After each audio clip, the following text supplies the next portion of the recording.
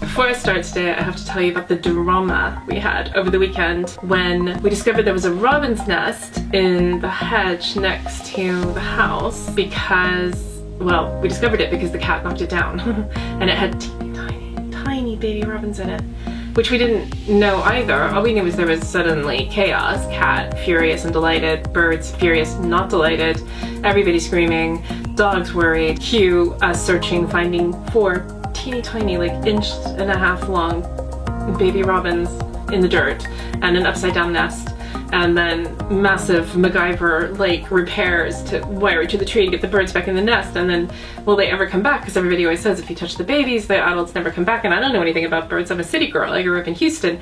I don't know for birds. We didn't have birds. We had rats. Then the birds came back, haha, in defiance of everything everybody says in the world, fed the babies, and we had to set up this elaborate system to stop the cats from getting at the... Anyway, this is my life now because I never get to leave the house. And that's why we're here. We're here to talk about how we are surviving, you, me, everybody, this crazy apocalypse that we're living through. It's like the Hunger Games, but with less war, so disappointing. And like the hunger thing is like I can't get any hummus or whatever, or, you know, I can't get my brand of bioactive, super safe, dishwashing, eco-friendly stuff because apparently the only thing that's mass produced in the world is the stuff that destroys the environment.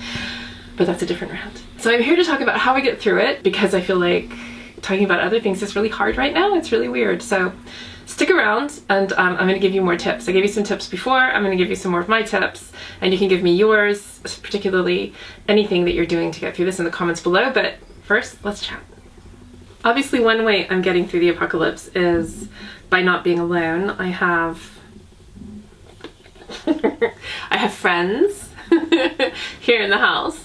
And obviously my husband as well, very importantly, is also present, and my other dog is here and jealous of the second dog. So really there's a lot happening here at my house. Who even notices that I can't leave and never go to a store in my life or a restaurant or a pub or for a really, really long walk someplace else or to the beach or anything like that? Who notices? Who could tell?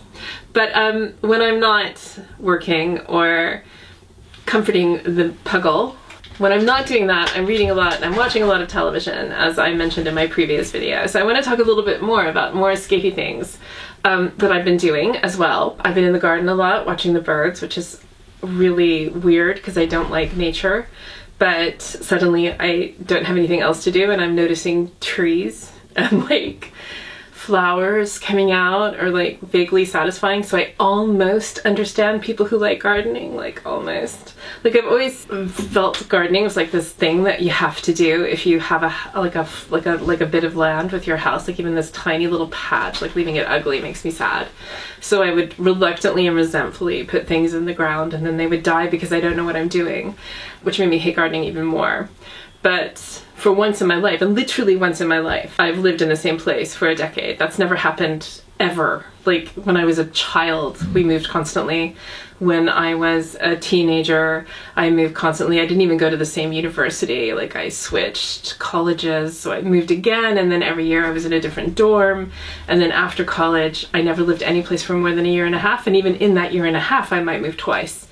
And that went my whole life. I was always a vagabond. And then a few years ago, like I finally, at a marvelous old age, was lucky enough to be able to buy a house with my husband and suddenly didn't move. And it turned out I didn't know how to not move.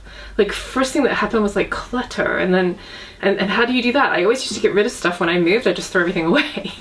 And so it was so easy. I never cluttered. I never had anything. Like I just had like 3 pieces of furniture and a few suitcases forever. And then suddenly like I was in this situation where like when I didn't move, I didn't get rid of stuff and there'd be stuff like like I didn't know. I was like a 40-year-old child. It was so weird. So gardens are a thing that I've never had for more than a few months, and suddenly I've had a garden for 10 years and I've been able to see it change, and it's like, look at that. That's kind of interesting, and wow, that thing I thought would die is kind of pretty, and like, but I've never really appreciated it until now, because now I'm always here. So suddenly I'm just looking at the things around me. And part of that is like, we talked about doing loads of DIY when the first shutdown happened, and then we didn't because actually that requires a lot of work and supplies are hard to get, and work is hard to get, and painting, well, we have everything for it. We have paintbrushes and we have cans of paint, and my husband was definitely, Jack was definitely gonna paint. And that was, how long have we been locked down now? Months? So only three weeks, 3 going on 4.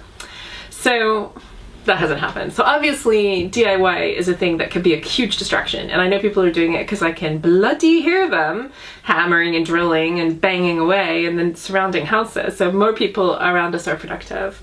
But me, I've spent a lot of time looking at the garden and worrying about baby birds and fighting my cat's murderous impulses. So I hope you have a lovely, like a little patch of green for you to just sit in and just be, I find that quite weirdly, for the first time ever, peaceful. Usually sitting outside is either cold, hot, annoying, itchy, but suddenly when we're spending so much time in one place, I'm finding just sitting outside and not doing anything, not reading, just sitting, meditative and calming, and that's helping me a lot. So if you have some green to sit in or to look out at, or to sneak over to when the police aren't looking and just be in for a few minutes to breathe in fresh air and just be surrounded by nature, which is completely undaunted by what's happening to us. Like, nature just doesn't care. It's still growing, it's still blooming, it's still happy and contented and enjoying. Like, it is oblivious to what's happening to us, which is in its own way kind of fascinating. Because I never thought about nature, and I guess nature doesn't always think about us when we leave it alone. I don't know. See what's happening? I'm going all zen, you guys. What's going on? I am not zen. I am the opposite of zen. I'm a caffeine addicted city girl who likes the noise of cars and wants to sit in. I have to, like, if I can't sit in a coffee shop, there is an app that creates the sound of a coffee shop, and I turn that on when I'm writing, and it's just like the clinking of cups and the whoosh of a milk frother. And like some anodyne jazzy music playing in the background, and that really helps me. So maybe try that. Look for apps that have sounds of normal life. And if it doesn't make you sad, and I hope it doesn't, because we will get back to that, it can remind you, because it's funny how quickly we forget, or at least how quickly I've forgotten what was normal. Like, I haven't been to a supermarket in a month. I haven't been to a shop in a month. But I can't go because I have asthma. So if we have to go out, like if we can't get a delivery, Jack goes. And so I don't see other people. And that used to freak me out. Like, I have an ability as an introvert to be alone for extended periods of time and not really notice until someone else speaks. And then I'm startled that other people exist. And I've always resisted the impulse to give in to that. My grandmother was exactly the same. And I was always a little afraid of ending up a total, like, hermit, and also drawn to the idea of being a super cute hermit. Like, it's a yin and yang of me. Like, I would be like the world's most adorable, I think, hermit, but I think that would be bad because I think I need people more than I know. Anyway, I'm becoming that hermit, and society's making me do it, and I don't know, I can't decide. Again, the yin and yang, I like both embrace it and resent it, and I imagine everybody's going through these same emotions of just the oddness of it. And anytime there's something on the news about like a country A, like Spain is loosening its restrictions a little, I'm like, oh my god, maybe it'll happen. Maybe it'll happen here. But I think we need to stay where we are, even if restrictions are limited. Things are completely still going to be crazy. And so let's just continue to chill and continue to find ways to chill. And one way I've been chilling is by, I'm still discovering series. And I have blown through on Netflix a series called Letter for the King. And it's not getting any buzz, and I don't know why it's not getting buzz, because it is awesome. It is young adult. It is like Game of Thrones, only with less of the gross stuff. So there's no rape, there's no, and there was way too much rape in Game of Thrones. There's no naked ladies, but no naked men, you know what I'm saying? And there's no like awful, disgusting murder, although there is some. There is some slightly off camera. There is peril, there's genuine peril. And it's very Game of Thronesy, so if you like that kind of fantasy, alternate, medievally past, but with a young cast, mostly teenagers, who are great. And it's about a young man who's training to be a knight, who is not very good at being a knight, who on a day of their sort of graduation from night, goes to help an injured knight late at night. So many nights. An injured fighter late in the evening. And it turns out he's carrying a secret letter for the king, which warns of trouble on the way, like a huge uprising, huge danger. And but he doesn't know what's in the letter. All he knows is the knight presses it in his hands and says you have to give it to him. And it's in a puzzle container, so he can't even read it, he can't open it. So he has these other young trainees who are with him, who are when he runs away, sent to capture him. And there's the daughter of a smuggler, love her, super cute, who is, they end up together through various means. And it's all about, are they going to help him or are they going to capture him? Are they his friends or are they his enemies? And is the letter actually something that he should deliver, or is it dangerous? Should he not? And the whole unraveling of that story, like the gradual reveal, is delightful. So another thing about Letter for the King is it has multiple strong female characters. It has a multiracial and even number of female and male characters. There were good, strong characters in Game of Thrones, certainly later on, who were female, but this does it like bang on from the start. Like there's female knights, and they're amazing. Northern Irish, this Belfast female knight, she's like 17, 18, and I love her. She's amazing. And like they're from all over. Their accents are great. Like, so it's just like this. Obviously, it's a fantasy, so they can be from anywhere, but I love it. I love that some are American, some are British, some are Irish. They're just from everywhere, and it's lovely. You'll love it. Anyway, yeah, super cool. Okay, so another thing I've been doing this time is watching really old movies. Now, the genesis of that, I've always liked old movies. Always. Like, my favorite films, if you ask me for my like top 5 favorite films, at least 2 of them would be from the 30s or 40s. Like, that's always been my thing. I love them. But we've had so much time to research them. And I listened to this podcast, which it depends if you're like a film buff.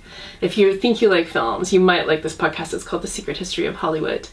And it is all about old films and old film stars.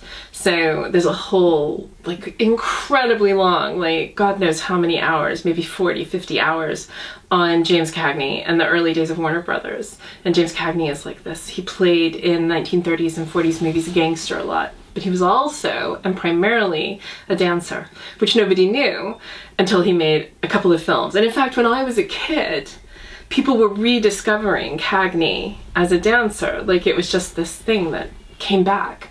And we couldn't believe it because he always played the tough guy. But he was actually a complete pudding. Like, he's a really sweet guy. Anyway, so I listened to that podcast a couple of years ago, and it really made me want to watch more old films from that time because it's so much about those 1920s and 30s.